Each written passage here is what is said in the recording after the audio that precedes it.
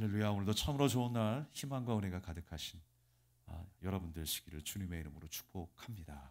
여호와 보시기에 정직한 자라는 제목으로 함께 은혜를 나누도록 하겠습니다. 미국으로 이민을 간 1세대 그 한국인들 가운데는 많은 직업군 가운데 세탁소를 운영했던 사람들이 많았다고 합니다. 세탁소. 그래서 어떤 한 사람도 한국에서 교사 일을 하다가 미국으로 이민을 간 분이 계세요. 그래서 아무것도 할 수 있는 게 없어서 세탁소를 차려서 운영을 했다고 합니다. 그러니까 새벽부터 저녁 늦은 시간까지 힘든 일을 꿋꿋이 참고 견뎠던 사장님이셨어요. 그러던 어느 날 어느 손님이 맡기고 간 그 양복 주머니에서 돈이 발견이 됐어요. 1,000불이 발견이 된 거예요. 마음이 꿈틀거리기 시작했습니다. 그래서 이걸 어떻게 하나 너무 놀랐고 또 마음이 잠시 흔들리는 것이 사실이었습니다. 그렇지만 이내 마음속으로 생각하게 되었어요. 이 돈은 내 돈이 아니지, 손님 돈이지 라는 생각을 하게 되었어요. 그래서 옷 주인이 왔을 때 그대로 돌려주었다고 합니다. 그래서 그 주인이 그 사실을 알고 너무 감동을 한 거예요. 이 돈은 더 이상 제 돈이 아닙니다. 당신의 돈입니다 라고 이야기하면서 건네주더래요. 그런데 이 세탁소 주인도 절대 사용하면서 아닙니다, 도로 가져가십시오 라고 했던 일화가 있었습니다. 그래서 이 소문이 삽시간에 퍼지기 시작했어요. 그 동네에 퍼지기 시작했고요. 나중에는 뉴욕타임즈 그 신문에 실리기 시작했다고 합니다. 그 이후에 이 세탁소가 더 번영을 해가지고요. 20명의 조교분을 둔 엄청나게 커진 세탁소가 되었습니다. 근데 또 동시에 이 뉴스를 접했던 그 모 항공사, 뉴욕에 있는 모 항공사 부사장이 그 뉴스를 보게 된 거예요. 그러면서 너무 귀하다라고 생각이 들어서 그 세탁소를 직접 방문을 했어요. 그 항공사 부사장이 직접 방문하면서 우리 비행기에서 나오는 모든 세탁물을 맡길 테니까 정직하게만 일해주세요 라고 말했다라는 거예요. 그래서 한때 이 세탁소가 700명이 넘는, 무슨 세탁소가 700명이 넘는 종업원이 있을까요? 그만큼 거대한 세탁소 기업이 되었다라고 합니다. 우리가 정직하기 위해서는요, 필요한 것이 하나가 있어요. 용기와 결단입니다. 옳은 이야기를 들었을 때 내 마음은 꿈틀거리지만 우리가 용기를 내지 못할 때가 있어요. 결단하지 못할 때가 있어요. 그래서 정직히 행하려면 용기와 결단이 필요한 것이죠. 결코 정직하기가 쉬운 것이 아닙니다. 생활이 힘들 때 우리는 충분히 세상과 타협할 수 있는 여지가 있어요. 그리고 내가 오랫동안 가졌던 내 안에 있었던 신념도 한순간에 무너질 수 있어요. 하지만 삶이 힘들다고 우리의 기준을 낮출 수는 없는 거예요. 우리가 말씀을 통해서 배우고 하나님께서 우리에게 깨닫게 하신 그 은혜의 길을 우리가 걷다가 우리의 기준을 세상의 기준에 낮출 수는 없는 거예요. 세상이 살아가는 그 방식에 따라 맞출 수는 없는 것입니다. 오늘도 우리가 하나님의 말씀의 기준을 따라 살아가기를 결단하는 이 아침이 되기를 주님의 이름으로 축복합니다. 우리가 평소에 얼마나 정직이라는 말을 남용하는지 모르겠습니다. 이거 진짜야. 내가 솔직히 말하자면 정직이라는 말을 남용해요. 난 남용하면서도 정말 정직하지 않은 우리의 속마음을 봅니다. 사람을 대할 때나 어떤 일들을 결정할 때나 무엇보다 하나님 앞에서 예배를 드릴 때 우리의 마음이 전심인지 아니면 많은 시간 가운데 짜투리를 드리는 시간인지 우리가 정말 하나님 앞에 정직하게 예배할 수 있는 이 시간이 될 수 있기를 바랍니다. 그래서인지요, 아무리 내가 정직하다라고 얘기를 해도 사람들이 잘 안 믿어주는 세상이에요. 정직하다라고 하면서 기업이 표방을 하고 광고를 해도 많은 사람들이 긴가민가하는 시대예요. 그래서 한때 여러분 참기름이 가짜 참기름으로 가짜 참기름이 진짜 참기름으로 둔갑해서 팔린 적이 많이 있었어요. 예전에. 그래서 나중에 정말 우리 기업의 참기름은 진짜 참기름입니다. 진짜 참기름입니다. 그렇게 이야기했었던 적이 있었어요. 하도 안 믿으니까 진짜 참기름이라는 거예요. 그리고 남원 추어탕이 여러 지역에 생기기 시작하면서 우리 집은 진짜 남원 추어탕입니다 라고 말하면서 붙게 된 한 가지 말이 있죠. 원조라는 말이 붙었어요. 우리는 원조입니다. 진짜 남원 추어탕의 방식으로 요리를 했습니다. 세상 사람들이 이제 원조라는 말도요 별로 신뢰를 안 하죠. 정직하다라고 하는 말, 솔직하다라고 하는 말, 별로 신뢰를 안 하는 세상 속에서 우리가 살아가고 있습니다. 오늘 본문으로 돌아오면 우리 본문의 2절 말씀에 여호와 보시기에 정직히 행하였다라고 했어요. 그 한 사람이 누구입니까? 바로 요시야 왕이었습니다. 성경에서 보면요, 하나님께서 인정하셨던 그 표현을 어떻게 하냐면 여호와의 보시기에 정직히 행한 자. 그래서 이스라엘의 그 역대 왕 가운데에 이런 평가를 받았던 왕이 8명이었어요. 그리고 또 하나 추가해서 어떤 평가가 있냐면 다윗의 길로 행하였다라는 말이 있어요. 사실 그 말씀도 동일한 말씀이에요. 다윗의 길이 어떤 길이었냐면 하나님 앞에서 정직히 행한 삶이었어요. 그러니까 하나님 앞에 옳다라고 하나님이 기뻐하시는 그 평가는 무엇이었냐면 정직히 행하는 자였어요. 그렇다면 하나님 앞에 우리가 정직히 행하는 것이 무엇일까? 정직히 행한다는 것이 무엇일까? 오늘 말씀을 통해서 함께 나누고자 합니다. 여호와 보시기에 정직히 행하였다라고 하는 것, 그건 결코 사람의 평가가 아니었어요. 하나님의 평가였어요. 나는 흔들릴지 모르겠습니다. 내가 정직을 말하면서도 정직하지 못할 때가 얼마나 많이 있습니까? 검증 안 된 정직일 수 있어요. 그런데 하나님이 인정하시는 정직이었다라는 것이죠. 바로 그 사람이 요시야였습니다. 많은 사람들이 정의를 외치지만 나의 정직함을 만천하가 알아주기를 원하지만 사실 여러분 정치인이나 연예인들을 보면 그들의 삶과 말을 들어보면 별로 정직하지 않은 것 같아요. 정의롭지 못한 것 같아요.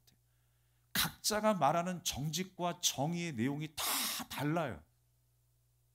각자가 외치는 정직과 정의의 기준이 다 달라요.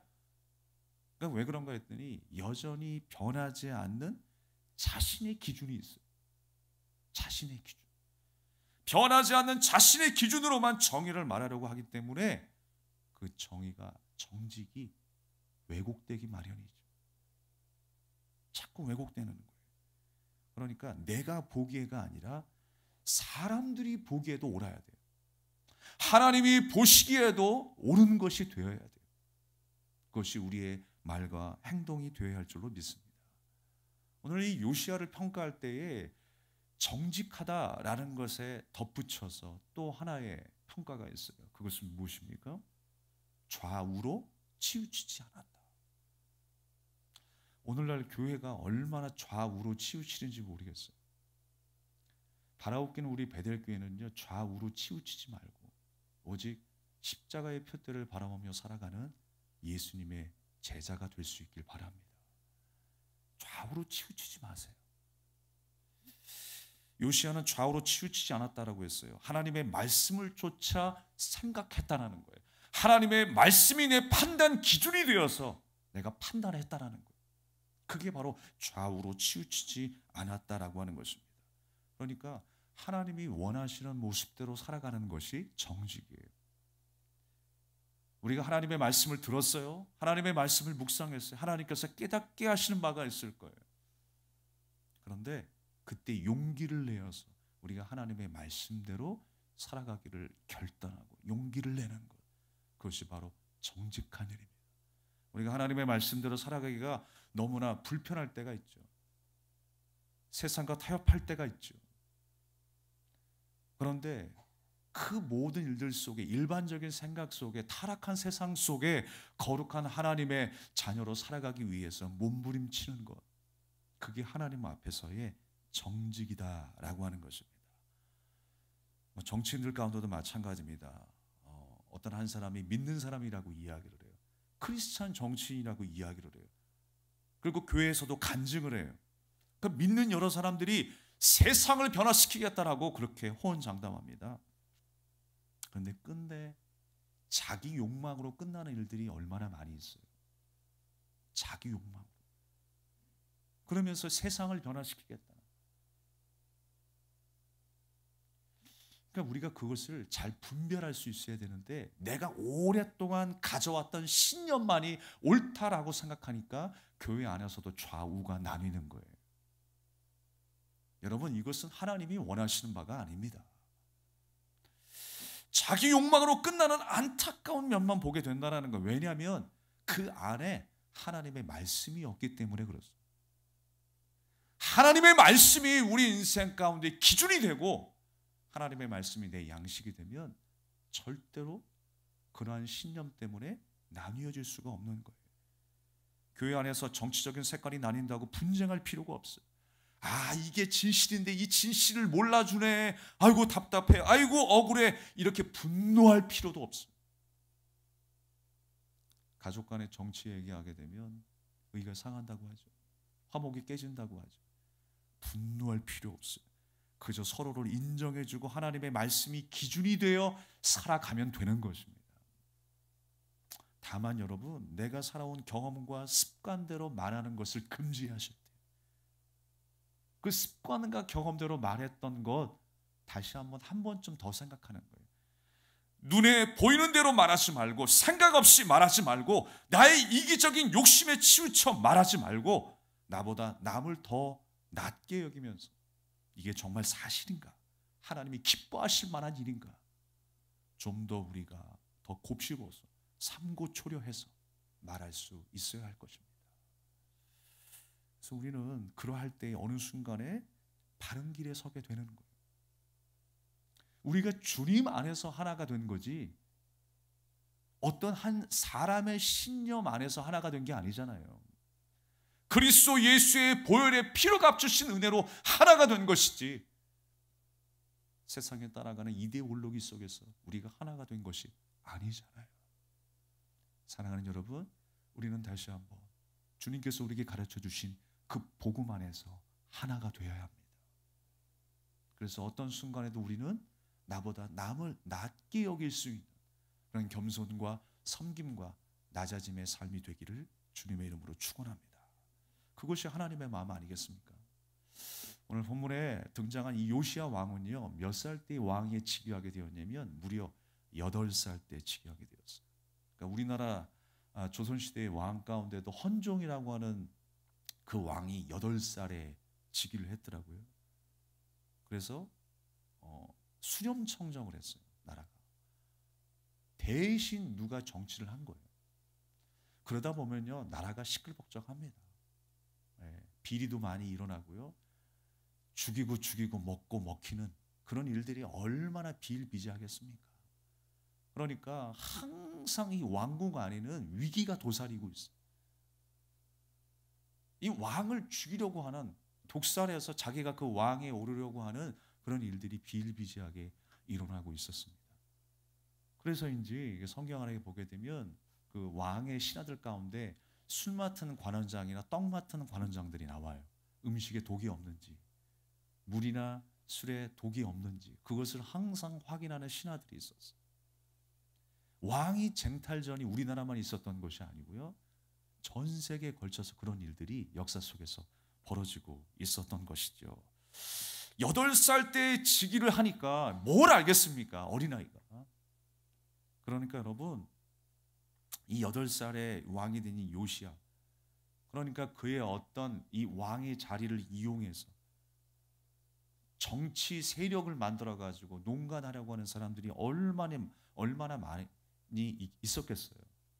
사실 여러분이 요시야의 아버지는요, 아몬이라고 하는 사람인데, 아몬이 왕이 되면서 2년 만에 모든 막을 내렸어요. 궁정 안에 그 반란이 일어나가지고, 반란으로 인해서 요시야의 아버지 아몬이 죽임을 당했어요. 그 사실을 알고 이 요시야가 또 왕이 되었는데 얼마나 두려웠겠습니까? 나도 혹시 이 아버지처럼 죽는 게 아닌가? 비참한 결말을 맞이하는 게 아닌가? 얼마나 한순간 한순간 두려웠겠습니까? 8살의 나이에 의지할 것 없는 그 상황 가운데 얼마나 불안불안했겠습니까? 그런데요, 그는 하나님의 뜻에 맞추어서 철저히 살아가기를 원했어요. 그 두렵고 불안한 인생 가운데도 31년간 그 이스라엘을 다스리며 살아가고 있었습니다. 16세의 어린 나이에 다윗의 하나님 여호와를 전심히 찾았다라는 기록이 있어요. 그리고 20세의 나이에 산당과 아세라 목상을 제거하고 무너진 성전을 보수하기 시작하면서 하나님을 기쁘시게 했던 왕이었어요. 여호와 보시기에 정직히 행하였던 왕. 여러분 생각해 보세요. 지금 정세가 타락한 정세이고 지금까지 오랜 시간에 걸쳐서 사람들의 생각과 습관을 바꾼다는 게 쉽겠습니까? 그런데 그 가운데에 종교개혁을 일으켰던 사람이 바로 요시야였어요. 얼마나 두려웠겠습니까? 자신의 개인적인 삶을 넘어서 공적인 삶 속에 얼마나 두렵고 떨리는 마음으로 종교개혁을 단행했겠습니까? 그러나 하나님의 말씀이 있었기 때문에 나는 하나님의 말씀대로 하겠다라고 하는 것. 그 용기와 결단이 하나님을 기쁘시게 했어요. 그리고 바로 그러한 삶이 정직이라는 것을 우리에게 보여주는 것입니다. 어느 날 요시야의 그 명령을 통해서 이제 종교개혁을 하는 가운데에 이 성전이 그 허물어진 그 성전을 보수하는 일이 있었습니다. 그러니까 성전이 허물어졌다는 건 뭐냐면 깨끗하지 못했다는 거예요. 물론 벽 하나가 무너지고 기둥 하나가 무너질 수도 있겠지만 그런 내용보다도 성전이 더러워졌다는 거예요. 우상이 들어오기 시작하고 하나님의 말씀이 사라지기 시작하고 그러면 성전이 더러워지는 것이죠. 인본주의적인 생각이 더 많아지는 거예요. 그럼 더러워지는 거예요. 그래서 성전을 보수하라라고 하는 그 명령에 따라서 제사장 hil기야가 성전을 보수하는 과정에서 헝금함 하나를 발견하게 됩니다. 그리고 그 헝금함 안에 율법책이 있다는 것을 발견하게 되었어요. 그 율법책이 바로 신명기 말씀이었습니다. 하나님께서 이스라엘 백성들과 이제 가나안 땅에서 하나님의 백성으로 어떻게 살아야 하는지를 다시 한번 새롭게 가르쳐 주신 말씀이 신명기 말씀이었어요. 그 신명기 말씀이 발견된 거예요. 하나님의 말씀이 희미해졌던 그때에 우상을 섬기며 타락했던 그때에 다시 한번 하나님의 그 명령, 그 말씀이 지금 제사장 hil기야를 통해서 드러나고 있는 거예요. 그래서 서기관 사반이라고 하는 사람이 왕 앞에서 읽기 시작합니다. 신명기 말씀이 고스란히 낭독되기 시작했어요. 그때 요시야가 반응했던 모습은 어떤 것이었습니까? 사반이 읽어졌을 때 요시야는 옷을 찢으며 애통해했어요. 무슨 내용이었을까요? 바로 신명기의 말씀이 어떤 내용이었을까요? 바로 약속이었어요. 하나님의 말씀에 순종할 때 하나님이 이러한 복을 주시고 불순종할 때 이러한 심판을 내리시겠다라고 하는 하나님의 언약이었어요. 그 말씀을 듣자마자 요시야 왕은 가슴을 찢으며 애통해하는 거예요. 그렇지, 이것이 하나님의 말씀이지. 이 하나님의 말씀에 우리가 순종하며 살아야지 라고 하는 강력한 마음이 오게 된 것입니다. 사실 여러분, 이 말씀이, 이 율법책이 요시야 왕이 아니라 다른 왕의 때에 발견이 되었다면 어떻게 되었을까? 그냥 무관심하게 버려졌을 수도 있어요. 더 악한 왕이라면 불태워질 수도 있었을 것입니다. 그런데 이 요시야 왕이 그 말씀 앞에서 반응했던 모습은 어떤 모습이었어요? 회개였어요. 우리가 하나님께로 돌아가자. 전 백성들에게, 모든 백성들에게 선포하면서 우리가 하나님의 말씀으로 돌아가자라는 거였어요. 회개하자라고 하는 것이었습니다. 요시야 왕이 집권하기 전에 사실 여호와 보시기에 악을 행하였던 그 할아버지가 있었죠. 자기 아버지 당대는 2년 만에 끝났으니까. 그 할아버지가 누구였냐면 므낫세 왕이었습니다. 므낫세 왕이 어떤 사람이냐면 여호와 보시기에 악을 행하였던 대표적인 왕이 므낫세. 정말 지속적으로 우상을 섬기며 성전을 더럽혔던 사람이 바로 므낫세, 요시야의 할아버지였습니다. 그런데 여러분, 우리가 계속 반복해서 나오는 말씀이 뭐냐면 요시야가 산당을 허물고 우상을 허물고 심지어 그 우상을 절구에 빻아가지고 가루로 만들어서 사람들의 그 무덤에 뿌리는 일들까지 했어요. 그런 일들이 계속 반복되고 있어요.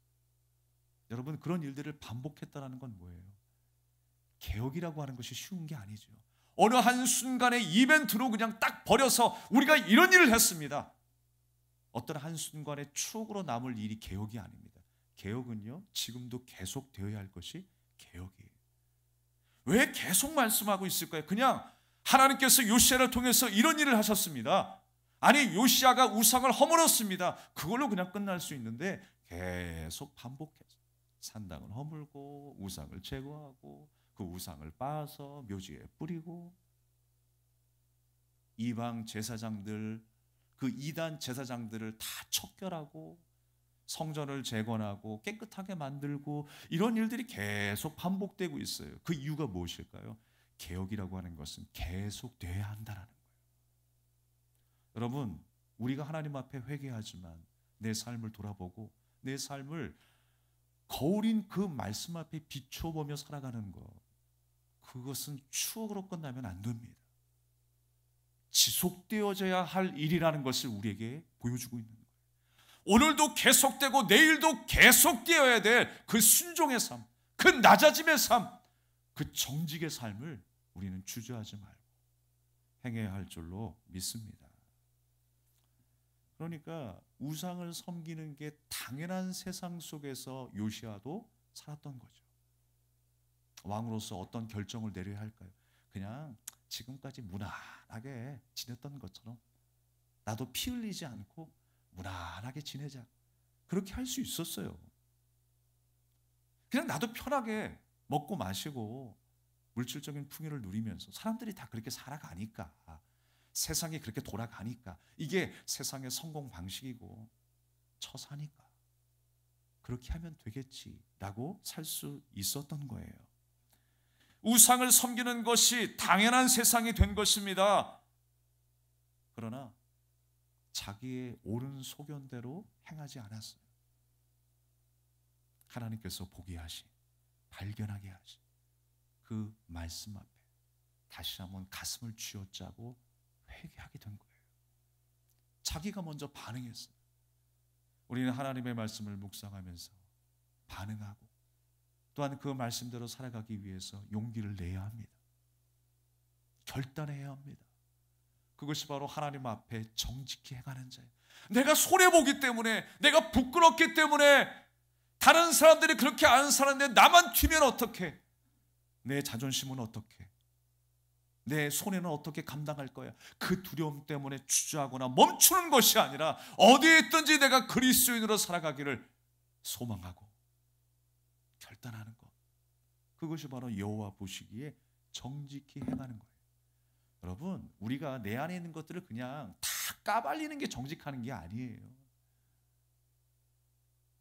내가 하고 싶은 말들 그냥 다 뱉어내는 게 정직한 게 아니잖아요. 사랑하는 여러분, 우리가 음식을 먹어도요, 내 안에 여러 가지 영양소가 다 분배되고 나머지 찌꺼기가 되어서 이제 배설을 하게 될 때에 먹은 대로 나오면 안 되겠죠.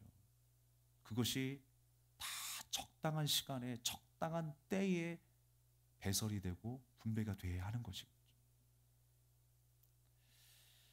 사랑하는 여러분, 성경을 통해서 우리에게 말씀하시는 건 뭐냐면 하나님의 말씀이 사라질 때에 이러한 어리석은 일이 일어났다는 것을 우리에게 보여주고 있는 거예요.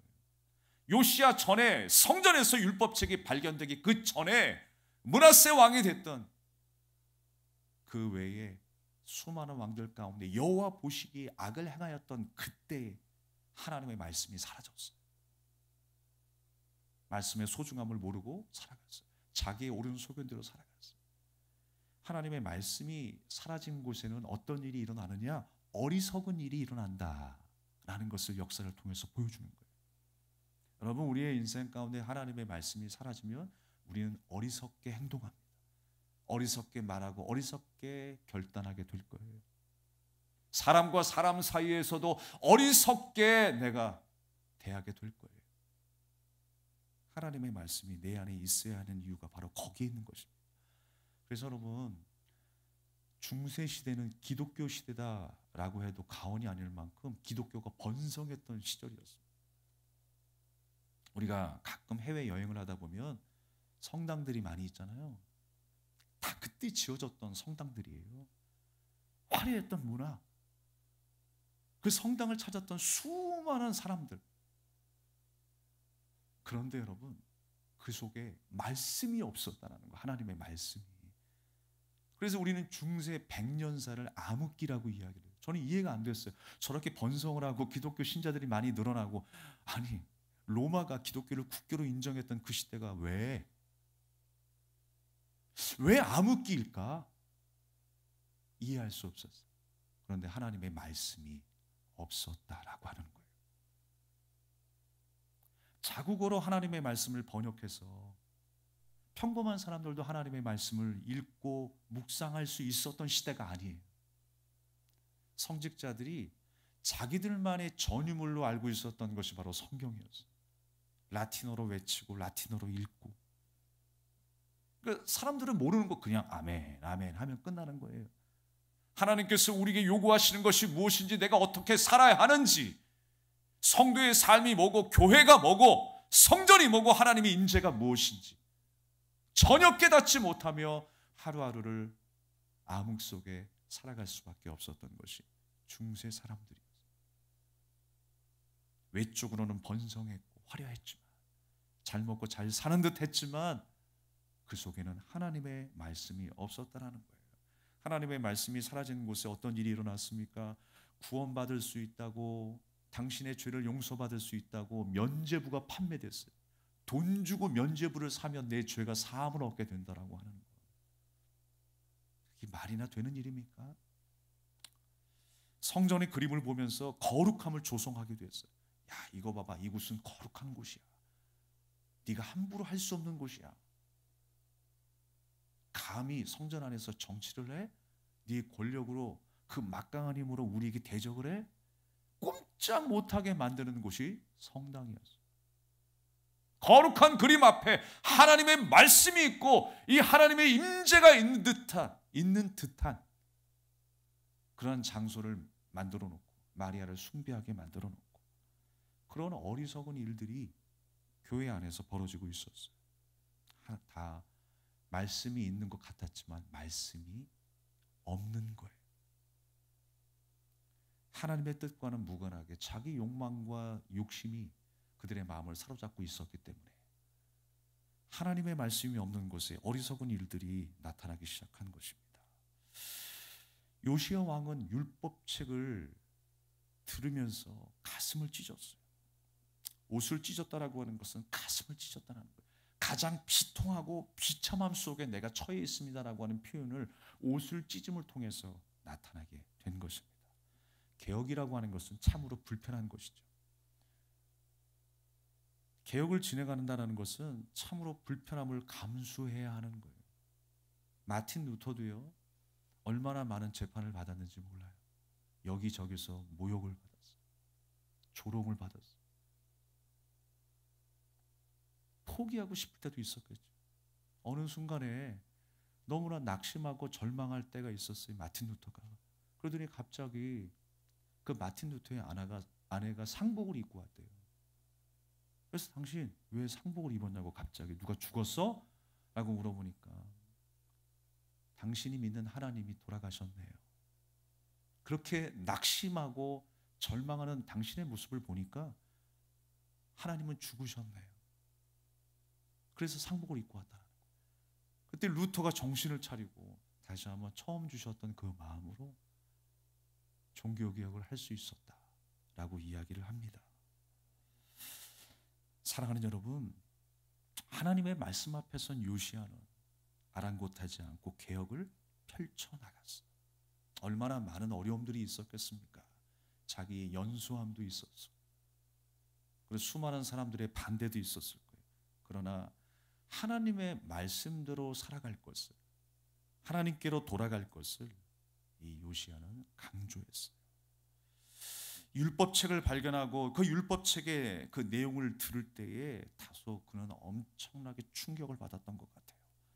율법에 순종하게 될 때에 하나님께서 우리에게 주실 그 복과 또 불순종하게 되었을 때 그 저주를 알게 되었기 때문입니다.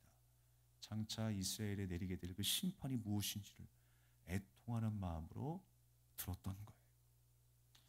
그래서 요시야는 제사장과 그 신하들에게 책에 관한 그 주님의 뜻을 구하고 그것을 온 백성들이 함께 나누기를 원했어요. 그러면서 우상을 다 제거하기 시작했어요. 산당들을 제거하기 시작했어요. 그리고 모든 우상에 관련된 기물들을 불살랐습니다. 말씀이 그의 삶의 기준이 되기 시작했고 그의 삶의 거울이 되기 시작한 거예요. 그러면서 요시야의 그 개혁은 계속 이어가게 되었습니다. 지속적으로 진행하게 되었어요. 어느 한순간이 아니라 오랜 시간 동안에 하나님의 성전을 거룩하게 만들었고 또 많은 사람들이 하나님께로 돌아올 수 있도록 종교개혁을 단행했습니다. 사랑하는 여러분, 개혁은 지금도 계속되어야 합니다. 우리 안에 우리의 삶 속에 하나님의 말씀은 날마다 꿈틀거려야 하는 것입니다. 결코 여러분 우상 숭배를 끊는다라는 게 이게 쉬운 게 아니에요. 그 옛날에 일어났던 거 아닌가요? 삼신 할매에게 절하고 기도하고 선앙당 앞에서 기도하고 돌을 얹으면서 기도하고 그 옛날에 했던 거 아니에요. 뭐 지금은 그냥 추억으로 남았겠죠 라고 할지 모르겠어요. 그러나 보이지 않는 우상이 더 무서운 거예요. 우상 숭배는 원래요 보이는 것으로 우리가 섬기는 게 아니에요. 내 마음속에서 먼저 일어나는 거예요. 하나님의 말씀을 내 잣대로 내 생각대로 깎아내리는 그게 우상이라니까요. 내 생각대로 자의 해석해서 하나님의 말씀대로가 아니라 내 옳은 소견대로 살아가는 그 자체가 우상 숭배예요. 지금도 그런 일들이 계속 일어나고 있다라고 하는 것입니다. 그런데 그 우상 숭배하는 나의 마음 앞에 하나님의 말씀이 떨어졌을 때 어떤 사람은 회개하고 통회하는 일이 있지만 어떤 사람은 여전히 무감각 속에 살아가는 인생이 있더라. 그러나 요시야는 애통해했다라고 하는 것입니다. 우리가 쉽게 길을 잃을 수 있는 것이 신앙이라고 생각합니다. 또 느슨해질 수 있는 것이 신앙이에요. 이렇게 예배드리는 것이 힘들 때가 있어요. 느슨해질 수 있어요. 감동이 사라질 때가 있어요. 우리가 나이를 먹을수록 기억력이 감퇴하는데 주의 말씀을 기억하는 일이 점점 희미해질 때가 있습니다. 그러나 우리는 다시 한번 기억해낼 수 있어야 돼요. 오늘도 하나님의 말씀을 붙잡고 이 하루를 살아가겠노라. 오늘도 요시야처럼 날마다 나의 삶을 개혁하고 나의 언어와 나의 행함을 개혁하는 삶을 살겠노라고 용기 있게 결단하는 저와 여러분이 될 수 있기를 바랍니다. 사랑하는 여러분, 저는 이 말씀을 묵상하면서 한 가지 생각을 하게 되었어요. 왜 하나님께서 이렇게 오랜 시간, 장구한 시간 동안에 이스라엘이 타락하도록 내버려 두셨을까? 그냥 므낫세 하루 만에, 아니 단 몇 초 만에 척결할 수 있는 것이 하나님의 능력인데 왜 오랜 시간 동안에 우상을 섬기게 하셨고 이스라엘이 이 모양 이 꼴이 되도록 내버려 두셨는가 답답한 생각을 할 수도 있어요. 그런데 왜 하나님께서 그렇게 악해질 대로 악해진 시간까지 이 요시야의 때까지 기다리시는가 생각을 해보면요, 이 일을 통해서 하나님께서 깨닫게 하시는 것이었어요. 인생은 하나님의 말씀이 없으면 어떻게 되는가를 우리에게 보여주시는 거예요. 하나님의 말씀을 떠난 결과가 바로 사망이라고 하는 것을 분명하게 보여주세요. 그리고 하나님께서 간섭하지 않으시면 우리가 얼마나 악해지는가를 보여주시는 거예요. 그걸 우리가 깨달을 수 있어야 하는 것입니다. 성경은 요시야에 대해서 23장 5절 이하에 보게 되면 이와 같은 사람이 전에도 후에도 없었다라고 기록을 해요. 그런데 마지막 결말에 조금 아쉬운 부분이 있습니다. 그렇게 전무후무한 요시야의 인생이었지만 그도 실수를 하는 장면이 나와요. 무깃도에서 굳이 참전하지 않아도 될 그 아수르와 그 바벨론의 전투에 끼어들게 돼요. 애굽의 전쟁 가운데, 아수르의 전쟁 가운데 끼어들어서 허무하게 그의 인생을 마감하게 됩니다. 전사했어요. 그런 모습들을 보면 사람은 완전할 수 없다는 걸 또 깨닫게 됩니다. 그리고 지금까지 종교개혁을 단행했지만 그것 또한 사람의 힘이 아니었구나라는 생각을 하게 됩니다. 이스라엘을 거룩하게 만드시고 새롭게 재건하신 것은 사람이 아니라 하나님이셨구나라는 것을 다시 한번 깨닫게 됩니다. 그렇지, 우리가 하나님께로 돌아가야지. 우리가 완전하지 않지만 맨날 실수하는 실수투성이지만 오늘도 하나님께로 돌아가는 주님의 거룩한 백성으로 살아야 할 줄로 믿습니다. 이 요시야가 그렇게 마감을 했지만 사실 여러분, 그의 인생은 그것으로 끝나지 않았어요. 육신의 그 인생은 마감을 했지만요, 그가 하나님의 말씀 앞에서 순종하고 종교개혁을 단행했던 그 역사는요, 후대에 길이 남게 된 거예요. 그러면서 여러분, 성경은 어떻게 말씀하고 있냐면 그의 부족한 인생까지도 사용하셨어요. 그가 종교개혁을 일으켰던 그 빛이 이스라엘 전부를 비추게 했던 거예요. 그 이후에 안타깝게도 이스라엘은 멸망하게 됩니다. 그러나 멸망한 후에도 새로운 희망을 갖게 했어요. 요시야와 함께 했었던 그 말씀이 어두운 시대에 한 줄기 빛이 되어 전해지기 시작한 거예요. 바로 이스라엘의 그 포로 시기에 뿔뿔이 흩어졌던 그 시대에 하나님의 말씀은 전해지고 요시야의 이야기는 전해지기 시작했어요.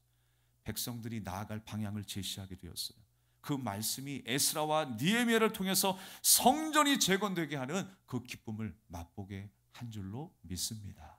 한 사람의 용기와 결단, 그 정직함이 후대에 이르기까지 빛나게 한 거예요. 사랑하는 여러분, 여러분의 정직함이, 하나님의 말씀 앞에서의 용기와 결단이 여러분의 가정과 여러분의 일상을 새롭게 할 줄로 믿습니다. 여러분의 후대의 삶을 빛나게 하게 되는 역사가 일어나게 될 줄로 믿습니다. 말씀을 정리하고자 합니다. 우리나라에는 수년 동안에 큰 사고들이 많이 있었어요. 세월호 사건을 비롯해서 이태원 사건, 여기저기 불이 나고 여기저기 사람들이 죽는 일들이 많이 있었습니다. 그때마다 사람들이 뭐라고 이야기했냐면 헬조선이래. 헬조선, 지옥 같은 대한민국이라는 거예요. 그래서 우리나라에서 난 도저히 못 살겠다, 이민을 가야 되겠다 라고 하는 말들이 많이 나왔어요. 이 나라에서 못 살겠다라고 하는 거예요. 여전히 여러분의 일상 가운데 얼마나 많은 어려움들이 계속되고 있습니까? 예측하지 못할, 땜빵하지 못할 일들이 얼마나 많이 있습니까? 하지만 절망과 어둠 가운데에 한 줄기 빛을 비출 수 있는 사람이 필요합니다. 그것이 바로 여러분이 되어야 돼요. 그 일들을 위해서 하나님께서 나를 택하시고 부르셨다라고 하는 사실이, 여전히 절망이고 여전히 기대할 것이 없는 이 세상이라 할지라도 하나님의 말씀 앞에 반응했던 요시야처럼 하나님의 말씀 앞에 반응하는 내가 되기를 간절히 원하세요. 성 조지아 성당이라고 하는 그 바닥에 보게 되면 모자이크 그 지도 그림이 하나가 있다고 그래요. 그곳에는 물고기 2마리가 등장을 합니다. 그림에서 보면 물고기 2마리가 등장하는데 한 마리는 사해 바다를 향하여 내려가고 있어요. 그리고 한 마리는 사해 바다에서 거슬러서 요단강 쪽으로 헤엄을 치고 있어요. 이게 뭐냐면 물고기 입장에서도요, 물줄기 따라 내려가는 게 쉽겠습니까? 거슬러 올라가는 게 쉽겠습니까? 내려가는 게 쉬운 거예요. 그렇게 타협하며 살아가는 게 쉬운 거예요. 거슬러 올라가는 연어처럼 살아간다는 게 쉽지 않은 일이에요. 내려가는 게 편할 수 있고 세상과 타협하는 게 편할 수 있어요. 그러나 그곳은 어디입니까? 사해바다라는 거예요. 사해바다, 죽음의 바다라는 거예요. 그러나 우리는 하나님의 말씀을 받은 주님의 자녀로서 이 세상을 거슬러서 하나님이 기뻐하시는 일을 우리가 선택하고 순종하는 삶을 살아야 될 그리스도인이라는 사실 잊지 마시고 한 주간 그렇게 사시는 승리하는 한 주가 되시기를 주님의 이름으로 축복합니다. 우리 찬양을 들으며 함께 기도하겠습니다. 주님 말씀하시면 내가 나가리다. 주님 뜻이 아니면 내가 멈춰서리다. 나의 가고 서는 것 주님 뜻에 있으니 오 주님 나를 이끄소서. 주님 말씀하시면 주님 말씀하시면 내가 나가리다. 주님 뜻이 아니면 내가 멈춰서리다. 나의 가고 서는 것 주님 뜻에 있으니 오 주님 나를 이끄소서. 뜻하신 그곳에 나 있기 원합니다. 이끄시는 대로 순종하며 살리니 연약한 내 영혼 통하여 일하소서. 주님 나라와 그 뜻을 위하여 뜻하신 그곳에 나 있기 원합니다. 이끄시는 대로 순종하며 살리니 연약한 내 영혼 통하여 일하소서. 주님 나라와 그 뜻을 위하여 오 주님 오 주님 나를 이끄소서. 오 주님 나를 이끄소서. 오 주님 나를 이끄소서. 우리 함께 주신 말씀 기억하면서 한번 기도하기를 원합니다. 짧게 기도하겠는데요, 주님께서는 우리에게 말씀을 주셨어요. 양식으로 약속으로 우리에게 주시는 그 말씀 생명과 같이 여기게 해주시고 믿음으로 순종할 수 있는 주님의 자녀가 되게 되도록 우리 간절한 마음으로 함께 기도하겠습니다.